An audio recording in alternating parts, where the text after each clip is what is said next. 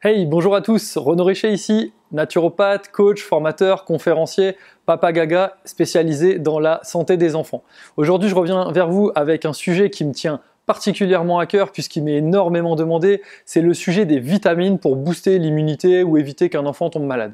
Trop souvent, j'entends des parents me dire je ne sais pas quoi faire pour que mon enfant ne tombe pas malade, et effectivement, souvent on n'est pas au courant, on n'a pas appris, on n'a pas conscience en fait des mécanismes qui rendent l'enfant malade et pour pouvoir y remédier. Alors, on tombe dans le marketing des compléments alimentaires, le marketing de la pharmacie, le marketing tout simplement lié également à la conscience collective que l'immunité vient des vitamines et qu'il faut prendre des vitamines. Donc je vais répondre à ça dans cette vidéo. Avant toute chose, si ce n'est pas encore le cas, pensez à vous abonner à la chaîne. Pensez aussi à télécharger le e-book sur les 7 raisons qui fragilisent l'immunité de nos enfants et les rendent tout le temps malades. Ça pourra énormément vous aider.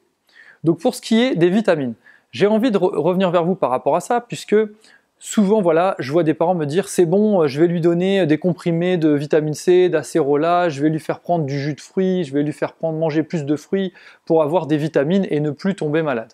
Dans certains cas, ça peut, si c'est accompagné d'une évolution positive du mode de vie, ça peut porter ses fruits effectivement et fragiliser un peu moins l'immunité, ou en tout cas permettre un peu plus l'immunité de s'exprimer.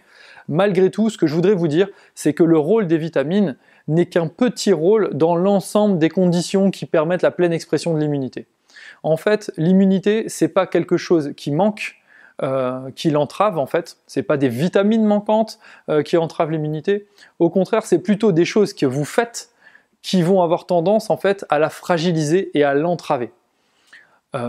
C'est vraiment important de comprendre ça. J'ai parlé dans une autre vidéo de la maldigestion qui ponctionne énormément d'énergie vitale. C'est un exemple concret où en fait il ne manque rien, on n'a pas besoin d'une vitamine ou quoi que ce soit pour solutionner la maldigestion, on doit juste arrêter de mal digérer en arrêtant d'avoir une alimentation qui favorise la maldigestion.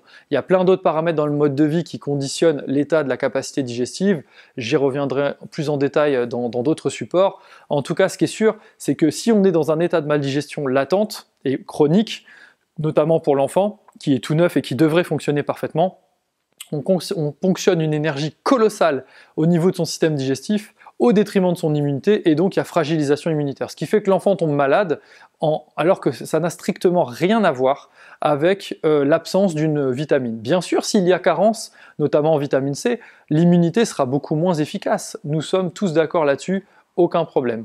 Mais par contre, ce que je suis obligé d'observer, c'est que oui, cette carence fragilise l'immunité, mais non, cet apport ne booste pas l'immunité. Il est très rare de voir quelqu'un avec une immunité qui est complètement explosée, hors cas vraiment, on va dire, spécifique, en prenant de la vitamine C par exemple. Bien sûr, la vitamine C c'est très bien, mais par contre, si vous ne remédiez pas aux raisons qui entravent l'immunité, vous pouvez la booster par ailleurs, vous êtes en train de remplir une passoire, et ça c'est pas une solution durable en fait. C'est pas la vraie solution à votre problème.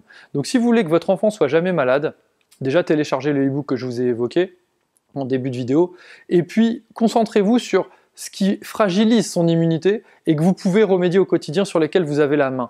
Et en fait, renforcer la santé de son enfant, ça passe pas par dépenser des euros pour acheter des produits miracles, ça passe vraiment par arrêter en fait au quotidien que dans le mode de vie, il y ait des entraves à la santé.